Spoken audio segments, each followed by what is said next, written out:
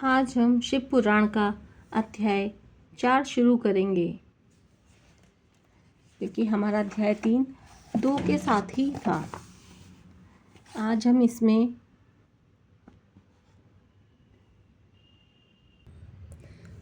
अध्याय 4 में हम चंचला के प्रयत्न से पार्वती जी की आज्ञा पाकर तुम्बुरु का विंध्य पर्वत पर शिव पुराण की कथा सुनाकर बिंदुक का पिशाच योनि से उद्धार करना तथा उन दोनों दंपति का शिव धाम में सुखी होना।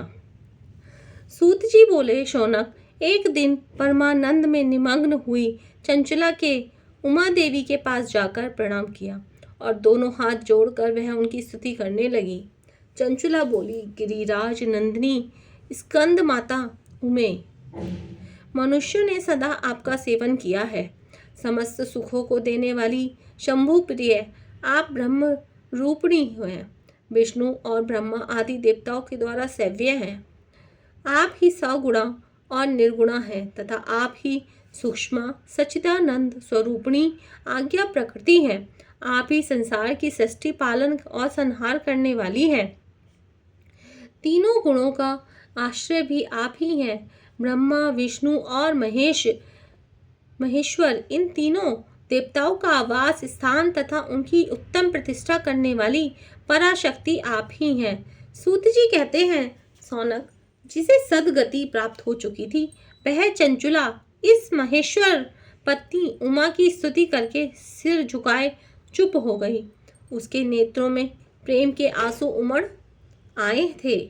तब करुणा से भरी हुई शंकर प्रिया भक्त वत्सला पार्वती जी देवी ने चंचला को संबोधित करके बड़े प्रेम से इस प्रकार कहा। पार्वती बोली, सखी चंचले सुंदरी, मैं तुम्हारी की हुई इस स्तुति से बहुत प्रसन्न हूँ। बोलो, क्या वर मांगती हो? तुम्हारे लिए मुझे कुछ भी अदय नहीं है।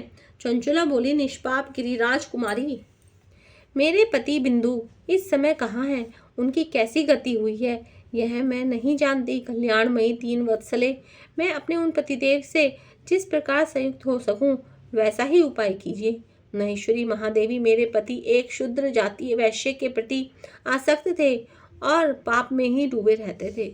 उनकी मृत्यु मुझसे पहले ही हो गई थी। न जाने वे किस गति को प्राप्त हुए। गिरिजा बोली, बेटी, तुम्हारा बिंदुक नाम वाला पति बड़ा पापी था। उसका अंतःकरण बड़ा ही दूषित था। वैश्या का उपभोग करने वाला वह महामूढ़ मरने के बाद नरक में पड़ा। अगणित वर्षों तक नरक में नाना प्रकार के दुख भोगकर वह पापात्मा अपने शेष पाप को भोगने के लिए विंध्य पर्वत पर पिशाच हुआ है।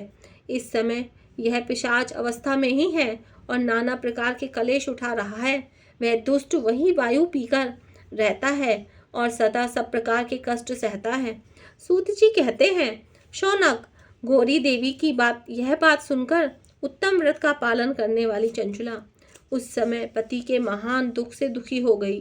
फिर मन को स्थिर करके उस ब्राह्मण पत्नी ने व्यथित हृदय से महेश्वरी को प्रणाम करके पुनः पूछा। चंचला बोली, महेश्वरी महादेवी, मुझ पर कृपा कीजिए और दूषित कर्म करने वाले मेरे उस दुष्ट पति का अब उद्धार कर दीजिए। देवी, कुत्सित बुद्धि वाले मेरे उस पापात्मा पति को किस उपाय से उत्तम गति प्राप्त हो सकती है, शीघ्र बताइए।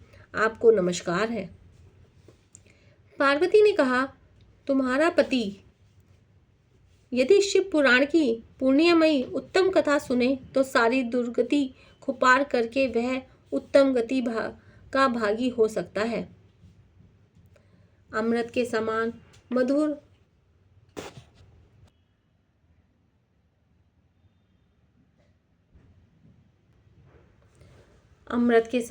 मधुर अक्षरों से युक्त गौरी देवी का यह वचन आदर पूर्वक सुनकर चंचला ने हाथ जोड़कर मस्तक झुकाकर उन्हें बारंबार प्रणाम किया और अपने पति के समस्त पापों की शुद्धि तथा उत्तम गति की प्राप्ति के लिए पार्वती देवी से यह प्रार्थना की कि मेरे पति को शिव पुराण सुनने की व्यवस्था होनी चाहिए।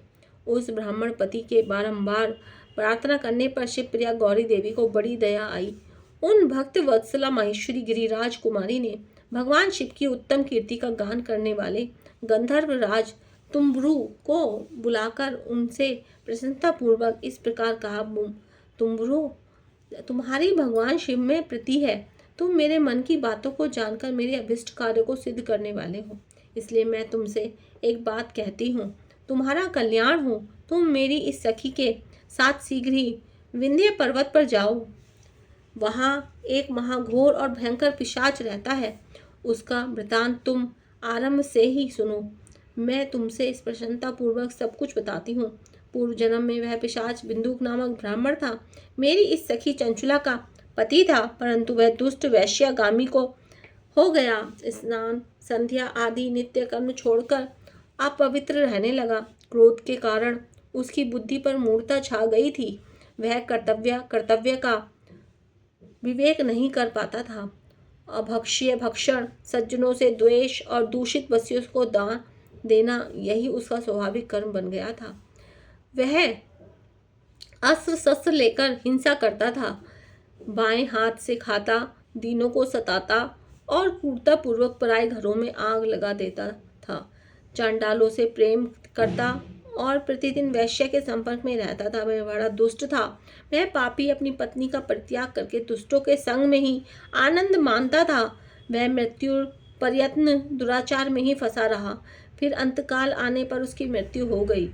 वह पापियों के भोग स्थान और घोर यमपुर में गया और वहाँ बहुत से नरकों का उपभोग करके वह दुष्टात्मा जीव इस समय विंध्य पर्वत पर पिशाच बना हुआ है। वही वह दुष्ट पिशाच अपने पापों का फल भोग रहा है। तुम उसके आगे यत्न पूर्वक शिव पुराण की उस दिव्य कथा का प्रवचन करो, जो परम पुण्यमयी तथा समस्त पापों का नाश करने वाली है। शिव पुराण की कथा का श्रवण सबसे उत्कृष्ट पुण्य कर्म है। उससे उसका हृदय शीघ्र ही समस्त पापों से शुद्ध हो जाएगा और वह प्रेत योनि का परित्याग कर देगा। उस दुर्गति से मुक्त होने पर बिंदु नामक पिशाच को मेरी आज्ञा से विमान पर बिठाकर तुम भगवान शिव के समीप ले आओ। ओम नमः शिवाय। हर हर महादेव। ओम नमः शिवाय। ओम नमः शिवाय। हरे हरे बोलो नमः शिवाय। नमः शिवाय बोलो नमः शिवाय। हरे हरे बोलो नमः शिवाय। ओम नमः शिवाय। ओम नमः शिवाय।